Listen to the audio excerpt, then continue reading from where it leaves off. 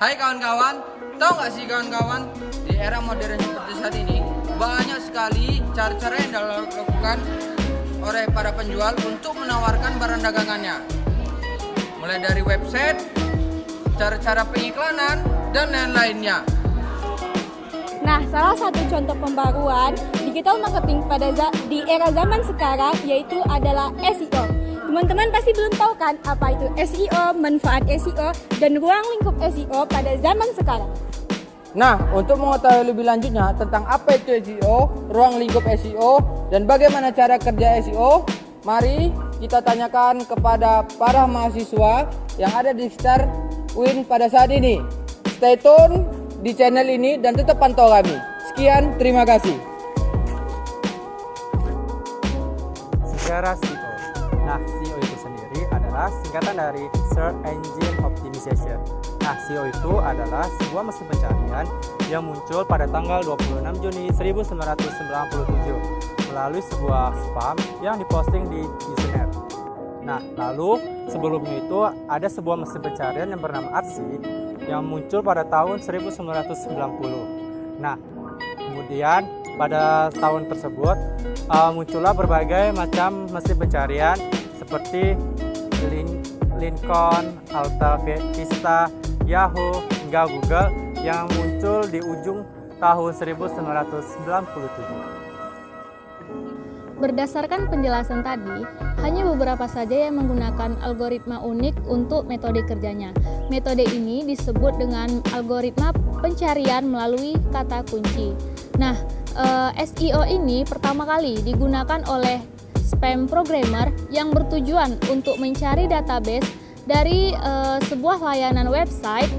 Cara kerjanya yakni dengan orang mengklik data link yang mereka bagikan, maka mereka akan mendapatkan sebuah data alamat situs web beserta dengan data user dari sebuah milis.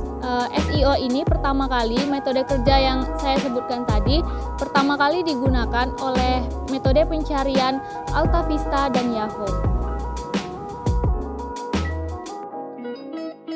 Kak, permisi kak, boleh ganggu waktunya nggak? Iya mas, ngapa mas? Jadi gini kak, kakak sendiri tahu nggak sih apa itu SEO? Urusannya mas? Kalau kakak? Apa ya bang? Kafe baru ya bang? Makasih kak. Iya. Cut. Mohon maaf kak, izin bertanya. Kakak tahu tentang SEO?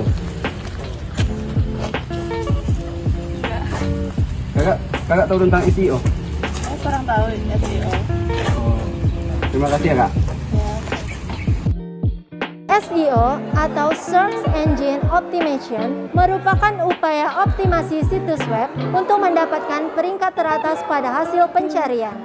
SEO bertujuan untuk meningkatkan volume dan kualitas trafik kunjungan melalui mesin pencari menuju situs web.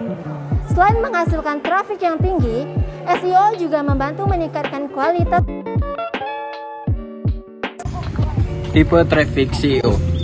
Pada saat ini terdapat 3 jenis traffic yang dapat digolongkan berdasarkan jenis dan fungsi adalah sebagai berikut. Yang pertama yaitu quality traffic. Quality traffic atau juga lebih dikenal dengan traffic yang berkualitas. Untuk menentukan kualitas traffic dapat diukur dari seberapa besar nilai konversi yang dihasilkan dari data pengunjung yang masuk pada website. Quantity of traffic. Quantity traffic termasuk traffic yang kedua, yaitu kuantitas dari sebuah traffic yang sangat diperhitungkan untuk meningkatkan performa sebuah website. Semakin banyak pengunjung yang masuk pada sebuah halaman website, maka semakin besar nilai traffic yang dapat diperoleh. Selanjutnya adalah cara kerja SEO. Di sini terdapat 5 cara kerja SEO. Yang pertama itu crawling atau perayapan. Merupakan suatu proses pengumpulan informasi dari semua halaman website yang terhubung pada website tersebut. Jadi dari link ke link lainnya atau website ke website lainnya. Indexing adalah identifikasi dari kata-kata atau tulisan yang menjadikan kata atau tulisan tersebut masuk ke dalam database search engine dengan keyword tertentu. Jadi setelah proses crawling, maka web crawler akan menyimpan informasinya ke dalam database atau pada entry list index. Maka dari itu, crawling dan indexing merupakan dua hal yang tidak dapat dipisahkan pada proses SEO pada search engine atau mesin pencarian.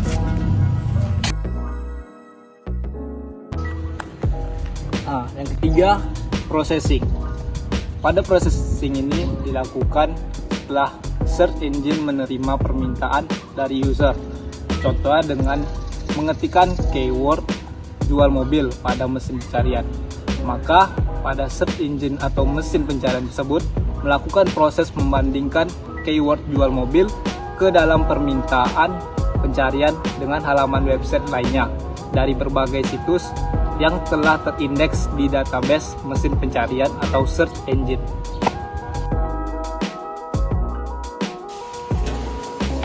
Jadi yang keempat itu adalah kalkulasi relevansi.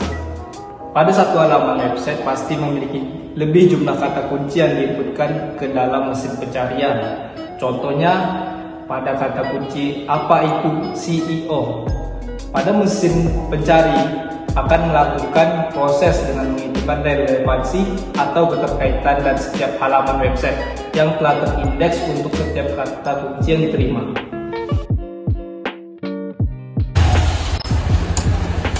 Nah, yang kelima, yang terakhir, retrieving result. Langkah terakhir adalah mengambil result yang paling relevan dari kata kunci atau keyword yang telah diproses sebelumnya. Kemudian ditampilkan ke dalam daftar hasil mesin pencarian atau search engine yang ada di browser. Nah, hasilnya kan diperingkatkan dan ditampilkan secara berurutan berdasarkan pada pencarian yang paling sesuai atau paling relevan.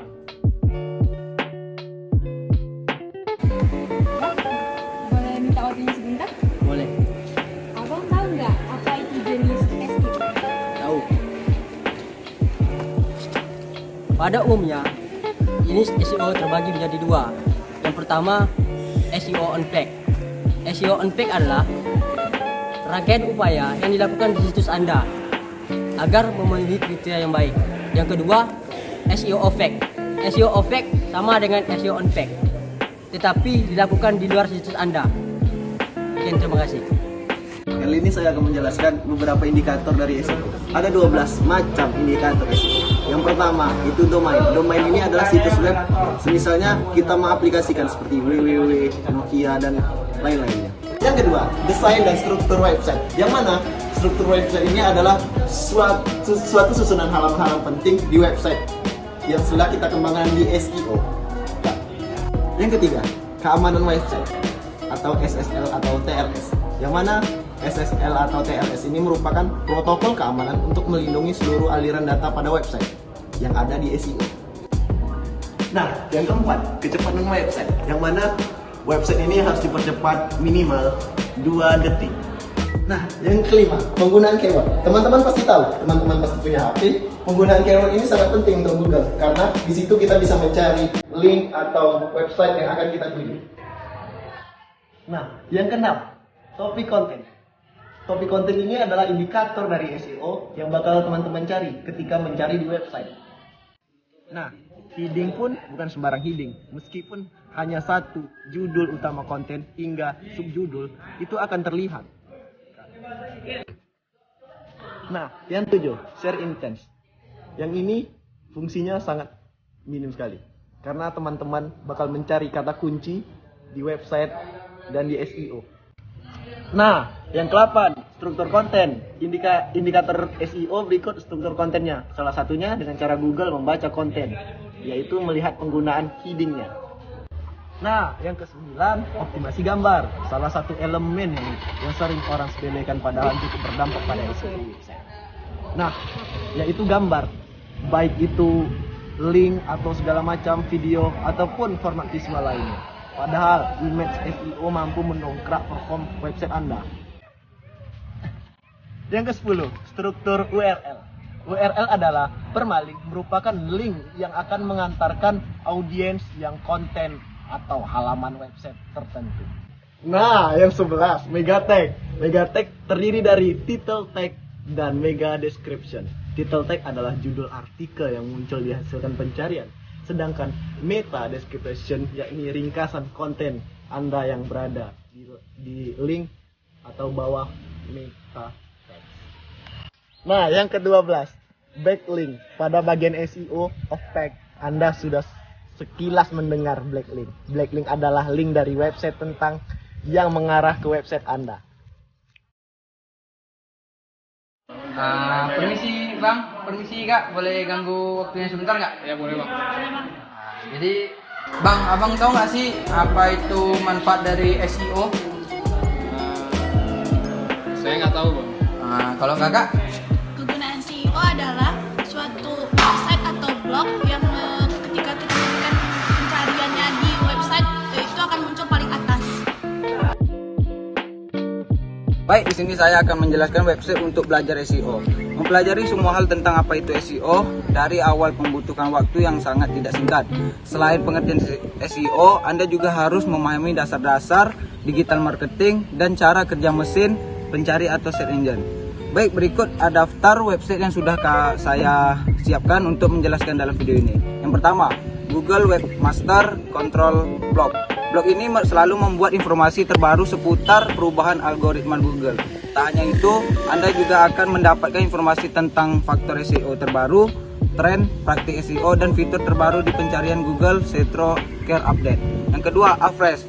Blog Ahrefs memiliki banyak sekali artikel dalam panduan seputar SEO. Dan pemasaran kontennya sendiri selalu diperbarui dan ditulis oleh pakar SEO dan praktisi marketing. Yang ketiga ada Moz. Selain menawarkan tools dan software SEO, Moz juga memiliki blog dan pusat pembelajaran yang menyediakan tips dan trik SEO, data market terkini, dan berbagai topik untuk mengasah skill marketing. Baik, yang keempat adalah Search Engine Journal. Platform ini menyediakan informasi analitik dan panduan SEO terbaru. Kontennya dengan mulai dari tips SEO untuk pemula hingga strategi dan praktik SEO tingkat lanjut. Website ini juga menawarkan e-book, podcast, dan webinar. Yang kelima ada Search Engine Roundtable. Website ini mengumpulkan berbagai thread dari forum SEO dan menghadirkan informasi terkait yang lebih mendetail. Alhasil pengguna bisa belajar topik SEO terbaru dari banyak forum berbeda hanya di satu tempat saja. Dan yang terakhir ada Backlinko. Blog marketing ini cukup populer di kalangan praktisi SEO, apalagi di dalamnya Anda dapat menemukan pelatihan SEO dan strategi link building. Tak hanya itu, konten Black.io ini juga sangat membantu pengguna yang ingin mengembangkan bisnis online-nya. Topiknya beragam, mulai dari tips dan teknik SEO hingga studi kasus. Oke, itu saja mungkin website untuk Anda bagi pemula yang ingin belajar website SEO. Sekian dan terima kasih. Sekarang kita masuk pada faktor utama yang mempengaruhi SEO. Yang pertama yaitu kuantitas dan kualitas konten. SEO adalah konten. Konten berupa tulisan pada website memang menjadi faktor utama yang dapat meningkatkan traffic.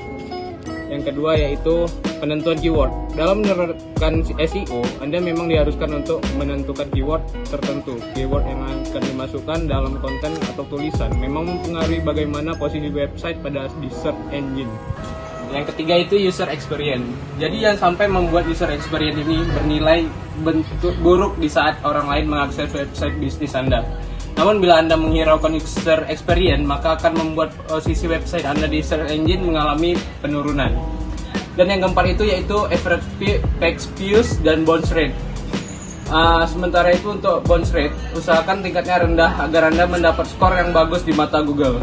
Penilaian bounce rate sebuah website sendiri didapatkan Google dari banyaknya pengunjung yang menekan tombol back dan juga dari Google Analytics. Nah, yang kelima yaitu crawlability. Crawlability sendiri adalah kemampuan Google untuk menyimpan data website dan juga proses indeksasi setelah proses tersebut, Google kemudian akan menilai bagus tidaknya website. Dan yang terakhir yaitu perubahan algoritma mesin pencari. Faktor yang mempengaruhi SEO adalah perubahan algoritma dari Google. Tidak hanya mempengaruhi SEO, tapi perubahan algoritma juga dapat mempengaruhi search. Perubahan algoritma sendiri adalah kebijakan dari Google yang mau tak mau harus diterima. Jadi itulah tadi beberapa faktor yang dapat mempengaruhi SEO. Sekian dari saya, terima kasih. Nah, gimana teman-teman setelah mendengar beberapa penjelasan dari narasumber mengenai apa itu SEO, manfaat SEO, dan ruang lingkup SEO? Semoga apa yang telah disampaikan oleh beberapa narasumber dapat membantu teman-teman dalam mengerjakan tugas kuliah dan dapat bermanfaat di dalam kehidupan sehari-hari teman-teman. Saya Muhammad Agrif Senjani Dan saya Puji Aulia Nur Aisyah dan segenap anggota lokal kelas D pamit undur diri. Wassalamualaikum warahmatullahi wabarakatuh. Sampai